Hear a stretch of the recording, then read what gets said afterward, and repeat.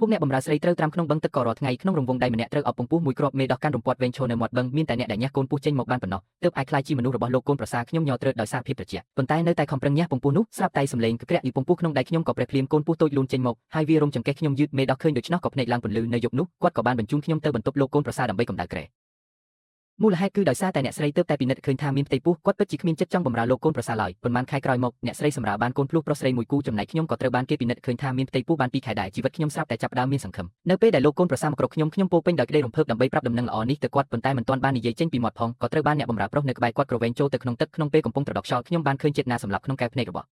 ស់លោកកូនប្រសាគាត់និយាយថាបុព្វភរិយាស្រឡាញ់ខ្ញុំដោយចិត្តស្មោះតើឲ្យខ្ញុំទុកឲ្យអ្នកបម្រើម្នាក់ឡើងមកលើតំណែងបានយ៉ាងម៉េចអ្នកបម្រើប្រុសនោះបានសង្កត់ខ្ញុំកាន់តែខ្លាំងរហូតដល់ខ្ញុំលង់ទឹកស្លាប់ក្នុងស្រះនោះក្រោយមកពួកគេទាំងពីរនៅតែស្រឡាញ់គ្នាដូចដើមខ្លាចជាប្រវត្តិស្នេហាដ៏ល្បីល្បាញក្នុងទីក្រុងគួរឲ្យអាណិតតែខ្ញុំនិងកូនដែលមិនទាន់កើតមកត្រូវស្លាប់យ៉ាងវេទនាពេលបើកភ្នែកឡើងវិញខ្ញុំស្រាប់តែបានចាប់ជាតិមកវិញនៅមុនពេលដែលអ្នកស្រីបញ្ជូនខ្ញុំទៅឲ្យលោកកូនប្រសាលើកនេះខ្ញុំត្រូវតែផ្លាស់ប្ដូរវាសនាខ្ញុំដឹងថាលោកម្ចាស់ធំតាំងពីបាត់បង់ភរិយាមកគាត់មិនដែលរៀបការថ្មីទេខ្ញុំសម្រេចចិត្តរកឱកាសឡើងក្រែរបស់គាត់ប្រែខ្លួនទៅជាម្ដាយក្មេកវិញខ្ញុំនឹងធ្វើឲ្យអ្នកទាំងអស់គ្នាត្រូវសុខចិត្តហៅខ្ញុំថាដូម៉ែតូចមិនយូរប៉ុន្មានអ្នកស្រីត្រូវបានគ្រូពេទ្យពិនិត្យឃើញថាមានផ្ទៃពោះលោកកូនប្រសាប្រញាប់ត្រឡប់មកវិញនៅពេលដែលគាត់ដើរកាត់ខ្ញុំភ្នែករបស់គាត់បានសម្លឹងមកលើខ្ញុំមួយសន្ទុះកែភ្នែកនោះមើលមកហាក់ដូចជាស្អិតរមួតធ្វើឲ្យខ្ញុំមិនស្រួលខ្លួនមិនយូរប៉ុន្មានក្នុងបន្ទប់ក៏មានសំឡេងអែអូនរបស់អ្នកស្រីនិងសំឡេងសាច់សប្បាយរបស់លោកកូនប្រសាអ្នកបម្រើចំណិតរបស់អ្នកស្រីឈ្មោះឈុនស៊ីបានចាប់ផ្ដើមជេរប្រមាថថាកូនស្រីផ្ទះណាដែលពើងដើមទ្រូងរហូតចង់ដាច់អាវបែបនេ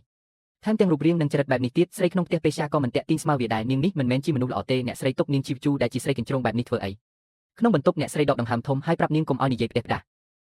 ភ្លាមនោះអ្នកស្រីហៅខ្ញុំចូលក្នុងបន្ទប់ខ្ញុំអន់ក្បាលលុតជង្គង់លើដីអ្នកស្រីពិនិត្យមើលខ្ញុំមួយសន្ទុះទើបនិយាយដោយស្នាមញញឹមថាវិជីវជូឯងពិតជាមានសំណាងណាស់សំណាងនេះខ្ញុំមិនហ៊ានចង់បានទៀតទេជាតិមុនក្រោយពីពាក្យនេះមិនយូរប៉ុន្មានខ្ញុំក៏ខ្លាចជាអ្នកបម្រើកម្ដៅក្រែរសជាតិលងទឹកស្លាប់វាឈឺចាប់ពេកហើយខ្ញុំមិនចង់ជួបវាជាលើកទី2ទេរាល់ពេលដែលលោកកូនប្រសាមកលេងអ្នកស្រីភ្នែករបស់គាត់តែងតែសម្លឹងមកលើរូបខ្ញុំជួនកាលសម្លឹងមើលមុខជួនកាលសម្លឹងមើលដើមទ្រូងនិងចង្កេះរបស់ខ្ញុំកែភ្នែកនោះធ្វើឲ្យខ្ញុំញ័រក្នុងចិត្តមើលទៅគាត់ពិតជាពេញចិត្តនឹងរូបរាងរបស់ខ្ញុំណាស់រាល់ពេលបែបនេះឈុនស៊ីតែងតែសម្លក់ខ្ញុំយ៉ាងសាហាវហើយជឿថាកុស្រីកញ្ជ្រោងក៏ក្រោយពេលលោកកូនប្រសាចេញទៅអ្នកស្រីទោះបីជាញ៉ាំបែបសប្បុរសប៉ុន្តែកែភ្នែកបង្កប់ដោយភាពត្រជាក់ស្រេបជាតិមុនហេតុអ្វីខ្ញុំល្ងងម្លេះដែលគិតថាអ្នកស្រីសប្បុរសមែនទែនហើយមិនប្រកាន់រឿងមានវត្តមានខ្ញុ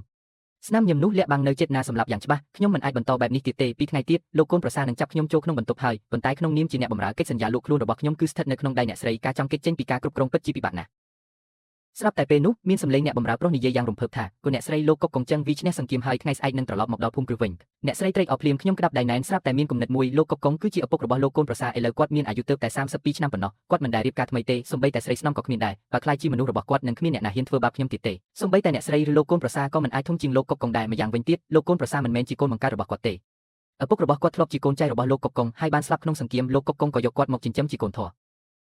ថ្ងៃបន្ទាប់អ្នកស្រីរៀបចំខ្លួនយ៉ាងស្អាតដើម្បីទៅសួរសុខទុក្ខលោកកុកកងគាត់រំភើបណាស់ព្រោះគាត់គោរពលោកម្ចាស់ម្នាក់នេះណាស់ឈុនស៊ីនិយាយបញ្ជូតថាលោកកុកកងដឹងថាអ្នកស្រីមានផ្ទៃពោះច្បាស់ជាសប្បាយចិត្តមិនខានបើអ្នកស្រីសម្រាប់បានចៅប្រុសទៀតគាត់ប្រហែលជាទូសុំឲ្យលោកកូនប្រសាខ្លាយជាអ្នកបន្តតំណែងជាក់ជាមិនខានអ្នកស្រីញឹមយ៉ាងពេញចិត្តខ្ញុំឈរក្បែរនោះមិននិយាយអ្វីជាតិមុនលោកកុកកងត្រឡប់មកវិញភ្លាមក៏ចូលទៅក្នុងវាំងដើម្បីចូលរួមពិធីជប់លៀងបាត់ទៅហើយអ្នកស្រីរងចាំដល់យប់ក៏មិនបានជួបប៉ុន្តែវាងាយស្រួលសម្រាប់ខ្ញុំអ្នកស្រីមិនចូលចិត្តមុខមាត់ខ្ញុំទេក៏ដេញខ្ញុំឲ្យចេញទៅក្រៅខ្ញុំត្រឡប់ទៅកន្លែងស្នាក់នៅវិញយកប្រាក់សន្សំទាំងអស់មកសូកប៉ាន់ដើម្បីស៊ើបដឹងថាលោកកុកកងនឹងដើរកាត់តាមផ្លូវណាពេលមេឃងឹតខ្ញុំកាន់ចង្កៀងឈរនៅផ្លូវដែលគាត់ត្រូវដើរកាត់ខ្ញុំស្លៀកសម្លៀកបំពាក់ស្ដើងខ្លាំងធ្វើឲ្យរាងកាយញ័រទ្រើតដោយសារខ្យល់ត្រជាក់និងភាពភ័យខ្លាចខ្ញុំដឹងថាមានស្រីច្រើនណាស់ចង់ឡើងក្រែគាត់ប៉ុន្តែអ្នកដែលធ្វើបែបនេះសុទ្ធតែត្រូវបានវីនឹងឈើនិងលក់ចេញពីភូមិគ្រីស្ទទាំងអស់រងចាំអស់កន្លះម៉ោងបរិះម្នាក់ដើរមកយឺតគាត់មានអាយុប្រហែល30ឆ្នាំរូបរាងមាំមួនគាត់ដើរមកម្នាក់ឯងខ្ញុំក៏សម្រេចចិត្តដើរទៅរកគាត់ហើយធ្វើជាដួលចូលក្នុងរង្វង់ដៃគាត់រាងកាយគាត់រឹងដូចថ្មបុកខ្ញុំរហូតដល់ឈឺនិងស្រក់ទឹកភ្នែកគាត់សួរថានាងជានរណាខ្ញុំព្យាយាមធ្វើតាមវិធីលួងលោមបរិះដែលធ្លាប់អានក្នុងសៀវភៅខ្ញុំងើបមុខដែលឡើងក្រហមសម្លឹងមើលគាត់រួចនិយាយទាំងអៀនព្រានថាលោកជានរណាប្រញាប់លេងខ្ញុំទៅខ្ញុំធ្វើជាប្រកែកក្នុងដៃគាត់ធ្វើឲ្យអោសស្ដាងរបស់ខ្ញុំរបូតបង្ហាញសាច់ដើមទ្រូងស្ខ្ចីកែភ្នែកលោកកុកកងកាន់តែជ្រៅទៅដៃដែលអោបចង្កេះខ្ញុំកាន់តែណែនគាត់សាច់តិចហើយនិយាយថានាងតូចនេះហាក់ដូចជាមានចិត្តក្លាហានណាស់ហ៊ានលួងលោមខ្ញុំផងខ្ញុំដឹងថាបរិះចូលចិត្តអ្វីព្រោះជាតិមុនធ្លាប់តាមបម្រើលោកកូនប្រសាជាច្រើនខែមុនមកនេះខ្ញុំបានផឹកស្រាខ្លះដើម្បីបង្កើនភាពក្លាហានខ្ញុំធ្វើជាស្រវឹងនិងបង្ហាញភាពតាក់ទាញគ្រប់បែបយ៉ាងលោកកុកកងក៏ចាប់អារម្មណ៍ប៉ុន្តែគាត់មិនបាននាំខ្ញុំទៅផ្ទះធំទេគឺទៅកន្លែងសម្រាប់មួយទៀតយប់នោះខ្ញុំស្ទើរតែមិនបានដេកហើយប្រញាប់ត្រឡប់ទៅបម្រើអ្នកស្រីទាំងព្រលឹមពេលចូលទៅដល់ឃើញលោកកូនប្រសាក៏នៅទីនោះដែរអ្នកស្រីមុខឡើងក្រហមដោយភាពអៀនព្រានពួកគេទាំងពីរមើលទៅផ្អែមល្ហែមណាស់ខ្ញុំក៏សម្គាល់ឃើញថាកែភ្នែកលោកកូនប្រសាមើលមកខ្ញុំកាន់តែឆេះឈួលជាងមុនពេលខ្ញុំបម្រើគាត់លៀងមុខគាត់ឆ្លៀតចាប់ដៃខ្ញុំហើយញឹមបែបមានន័យខ្ញុំប្រញាប់ដកដៃចេញហើយឃើញអ្នកស្រីកំពុងសម្លឹងមើលមកខ្ញុំដោយកែភ្នែកត្រជាក់ស្រីអ្នកស្រីនៅតែធ្វើពុតជាសប្បុរសក្រោយលោកកូនប្រសាចេញទៅគាត់រៀបចំខ្លួនទៅសួរសុខទុក្ខលោកកុកកងគាត់បង្ខំឲ្យខ្ញុំកាន់ចានស៊ុបមាន់ដែលក្តៅខ្លាំងដើរតាមពីក្រោយដៃខ្ញុំរលាករហូតដល់ឡើងពងបែកប៉ុន្តែខ្ញុំមិនហ៊ានលែងចានទេព្រោះវាជាចានមានតម្លៃនិងស៊ុបមាន់យ៉ាងល្អបើបែកខ្ញុំនឹងត្រូវស្លាប់ពេលទៅដល់ទីធ្លារបស់លោកកុកកងមានទីហ៊ានយាមកម្មជាច្រើនខ្ញុំម្នាក់គ្រប់គ្រងសួររកមនុស្សម្នាក់ដែលលោកកុកកងកំពុងតាមរកខ្ញុំភ័យរហូតចង់របូតចានស៊ុបអ្នកគ្រប់គ្រងឃើញយើងក៏សម្លឹងមកខ្ញុំដោយខ្សែភ្នែកចម្លែករួចអញ្ជើញអ្នកស្រីចូលទៅខាងក្នុងខ្ញុំមានការងឿងឆ្ងល់